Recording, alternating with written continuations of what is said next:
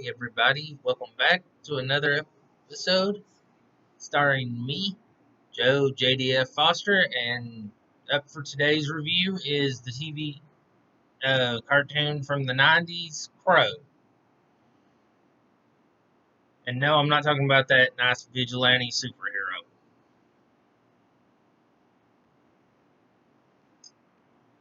And what we're going to be discussing now is the cartoon from the 1993 to 1994 that ran on CBS on Saturday mornings.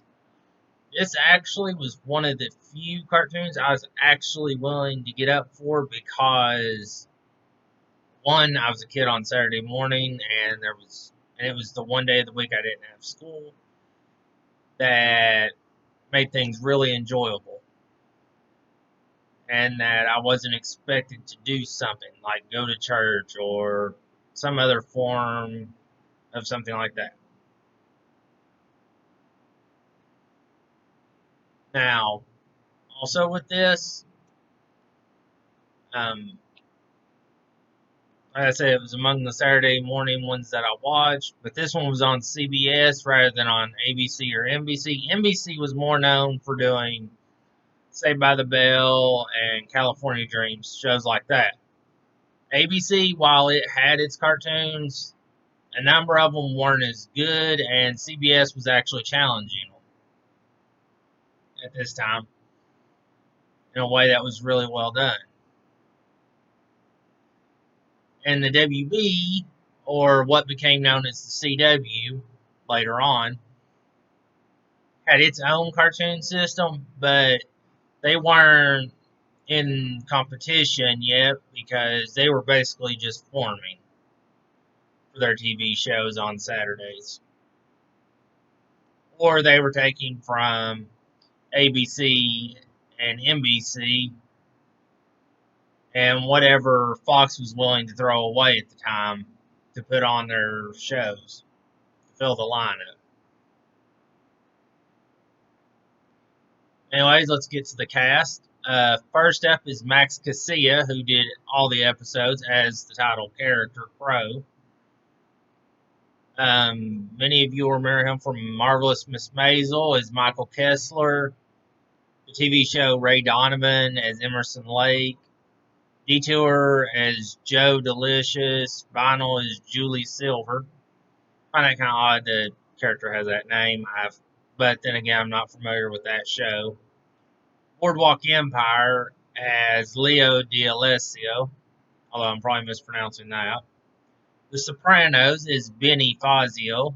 Again, probably mispronouncing. Sopranos wasn't really something I could get into.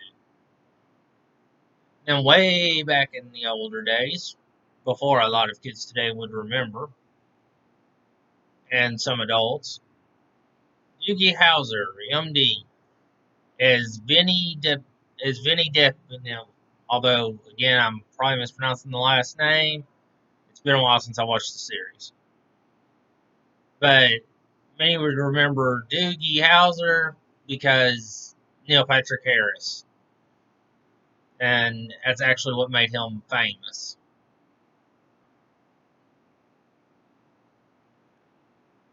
Next up on the list is Ruth Buzzy, who played Nandy, who's kind of like the grandmother, who's kind of like the mother figure to Crow in the series. She was on.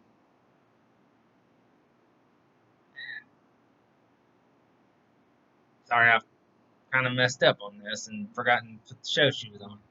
She was on Sesame Street as Susie Kabloozy and Ruthie, among other voices. She was on Sheep in the Big City for a few episodes. She was in the Addams Family cartoon in the 90s as various voices. She was also in the 80s on the Smurfs in 84 to 89 as additional voices. Otherwise, she was mainly one-off spots and things. Next up is Jim Cummings, who played the role of Og and Phil. Og in the cartoon was kind of like the big brother, the adoptive big brother figure. And Phil is the mammoth in this series who tells stories of the past, who was a friend of Crow's. Now, the things Cummings is known for is the Mickey Mouse mixed up adventures in the present as Pete and additional voices, the 2017 Spider-Man series as Hammerhead and other voices, the Powerpuff Girls from the 90s, he was Fuzzy Lumpkins, among others. The 90s House of Mouse is Pete, the Big Bad Wolf, and Ed the Hyena, of which he played Ed the Hyena in the 1994 movie The Lion King. He was on Captain Planet, which later would turn into Captain Planet and the Planeteers, as Sly Sludge and others, but mainly Sly Sludge. And he was also in the 1980s through 90s version of the Teenage Mutant Ninja Turtles as Shredder and other various villains. Something I noticed is that Jim Cummings tends to have a theme. He tends to play the villain a lot of his roles, which I find interesting. It makes me wonder if he actually enjoys being the villain or if that's just something he's really good at in his own right. Because, you know, like if it's a typecast deal, because because him playing Og and Phil is the only time I've seen it where he's not the villain. As Og, he's not exactly good or bad. You know, he's basically an older brother, sibling type. So he has his good moments with his bad. So in that, but as Phil, he's a storyteller, and there's no good or bad to that. It's the only time I've seen it on the list when I was looking it up, where it wasn't questionable as does he play a villain.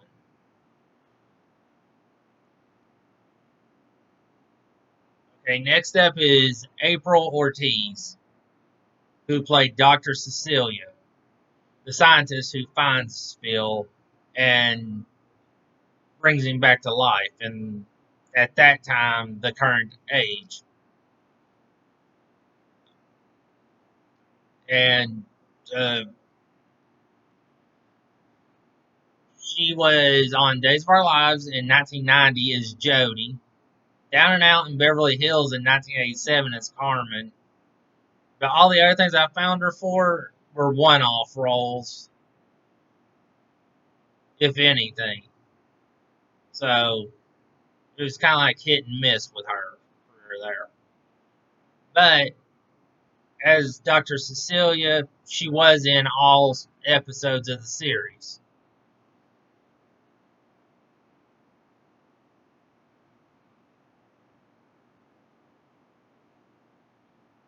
Now, Frank Welker, and he played Earl, Gog, and Bob. And I know at least one. I remember at least one of those is the Caveman brothers. And I'm pretty sure Bob is too. Earl, I think, was one of the other mammoths in the series.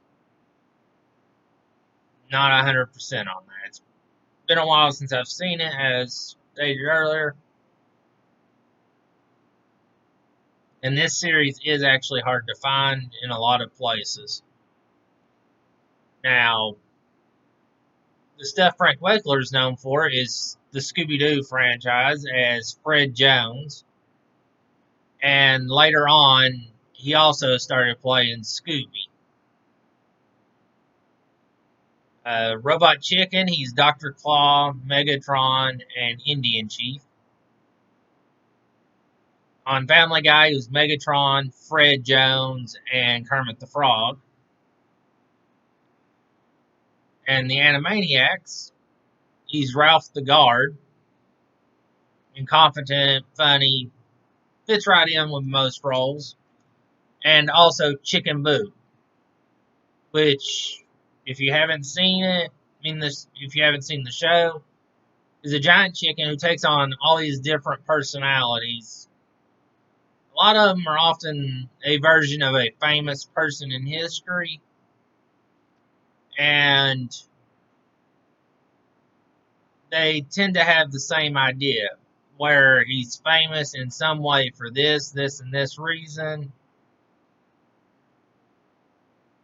And then there's somebody who mentions that they heard he's a giant chicken. And this eventually erupts into a fight, leading to the eventual answer to the question or rumor. Anyways, back to Frank Reckler's career. On Gargoyles, The Goliath Chronicles, he was also Bronx, the dog of the Gargoyle group. On the Mighty Ducks cartoon series, he was the Chameleon. Self-explanatory in the name there.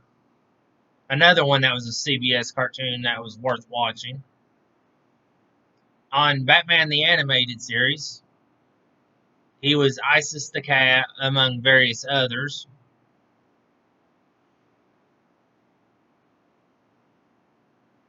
Which was a Fox that got thrown away to the CW eventually, which tied up with Superman, and then changed its name later to the New Adventures of Batman. The New Adventures of Batman and Robin, and when joined with Superman, became the New Adventures of Batman Superman.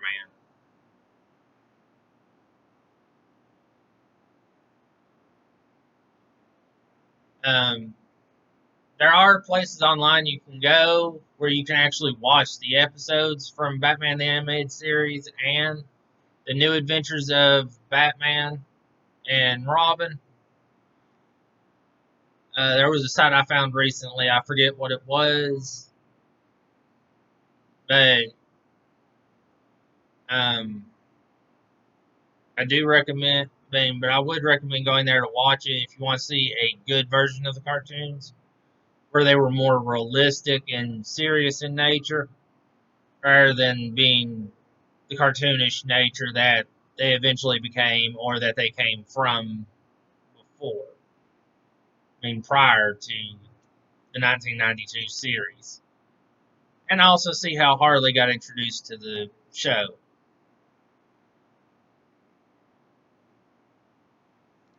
Now on to Candy Milo, who played Paka, a female woolly mammoth friend of Crow's, and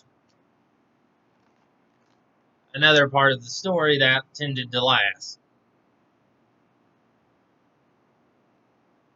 Candy Milo was on Days of Our Lives as Janie Richards in 1985.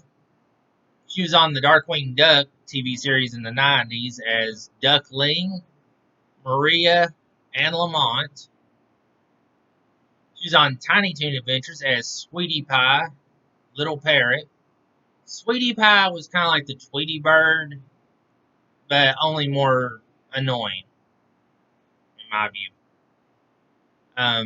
She was on a series called Savage Dragon. All I could find on it is that she did voice work on it, but it did not say who she was. This ran from 95 to 96.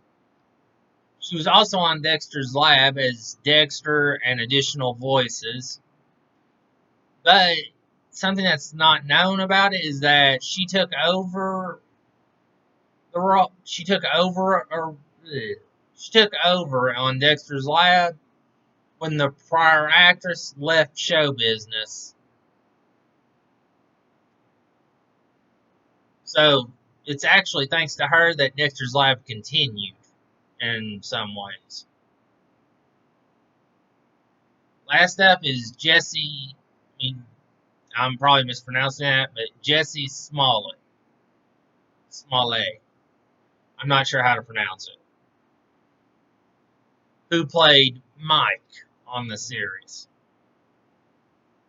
Mike was a little kid. Mike was a kid who worked with the doctor and listened to the stories Phil had to tell.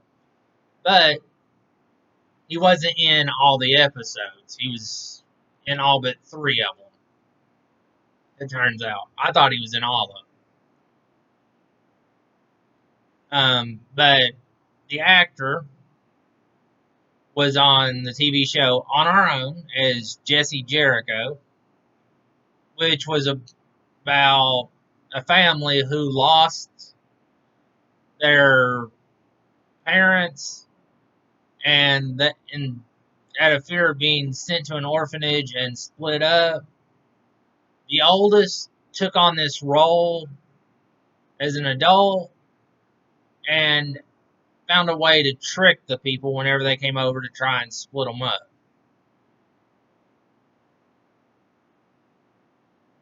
Jesse was one of the younger ones in that series. Alien Covenant, yeah, the movie Alien Covenant that came out in the 2000s, played the character of Rix, and on the TV show Empire as Jamal Lyon, or Leon. I'm not sure how to pronounce that because the LY gets confusing to me at times because some pronounce it as if the Y is an E and some pronounce it as a Y. And I wasn't a big Empire fan. Okay, now on to the plot of the show.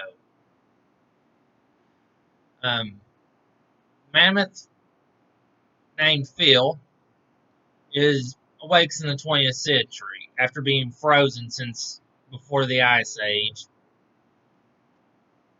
And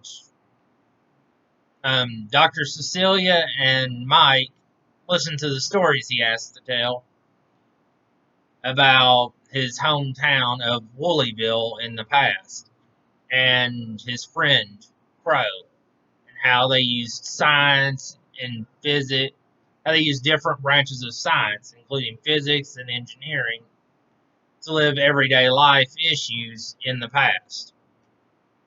Even if they didn't actually, even though this is a fictional thing, but yes, but it was the everyday use of science in some branch of it used in everyday life back then.